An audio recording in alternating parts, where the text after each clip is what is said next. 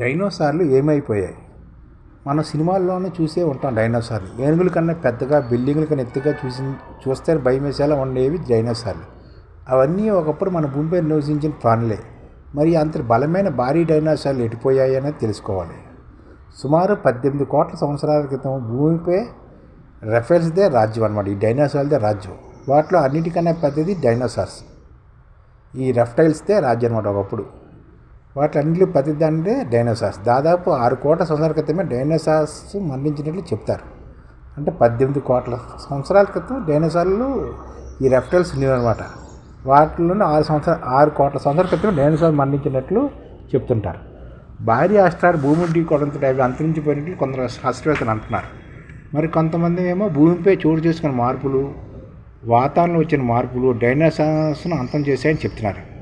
కొన్ని రకాల డైనోసార్స్ ఎక్కువగా నదులు, బురద నేలల్లో ఉండేవని, చిత్తడి నేల ఎండిపోవడము సమస్యగా మారిందని, కొన్ని పొడి నేలలో జీవించలేకపోయాయని, వాతావరణ మార్పుతో వృక్ష సంపదలో కూడా మార్పులు వచ్చాయని, చాలా వరకు డైనోసార్స్ మొక్కజొన్న బతికేవి కావడంతో వారికి ఆహారం కరువైందని, భూమిపై సీజన్ల పరమైన మార్పులు చేసుకోవడం కూడా కారణమని, ఇలా వాతావరణంలో పలు రకాల మార్పులతోటి ఈ డైనోసార్లు ఇమ్మలేకపోయాయని రాసుకొస్తున్నారు శాస్త్రవేత్తలు.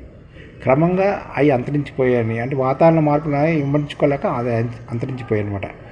ముఖ్యంగా డైనోసార్స్ పరిణామ క్రమంలో విభిన్న రకాలుగా అభివృద్ధి చెందిన ఏ ఒకటి మెరుగైన మెదడుతో ఎదగలేదు. పరిస్థితులు అనుగుణంగా ఎలా బతకాలి, ప్రకృతి విపత్తు నుంచి ఎలా తప్పించుకోవాలని అర్థం చేసుకోలేకపోయాయి. చివరికి అన్నీ కలిసి వాటి అంతర్ధానికి కారణమయ్యాయని చెప్పవచ్చు.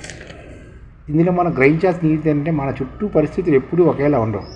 కొన్నిసార్లు మారిపోతుంటాయి. మారిపోయే పరిస్థితులు మనకు అనుకూలంగా ఉండకపోవచ్చు. అప్పుడు మనుగడే కష్టం కావచ్చు. డైనోసార్ పరిస్థితి అలాంటిదే. అందుకని పరిస్థితులు తగినట్టుగా మనం మార్చుకోవాలి. పరిస్థితులకు అనుగుణంగా మనం బతుకు నేర్చుకోవాలన్నమాట. డైనోసార్స్ నుంచి నేర్చుకోవాల్సిన పాఠం ఇదే.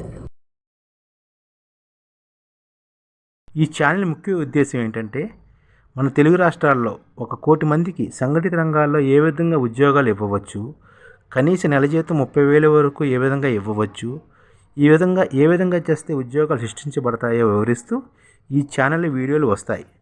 అలాంటి వీడియోలు మీకు కావాలంటే మన ఐడిఎఫ్ భాస్కర్ ఛానల్ని సబ్స్క్రైబ్ చేసుకోండి. ఐడిఎఫ్ అంటే ఇండియన్ డెవలప్మెంట్ ఫోర్స్. ఈ వీడియోలు చూసిన తర్వాత మీకు నచ్చితే లైక్ చేయండి, మీ ఫ్యామిలీ మెంబర్స్కి షేర్ చేయండి, మరియు మీ ఫ్రెండ్స్కి షేర్ చేయండి. Thank you. నమస్కారం.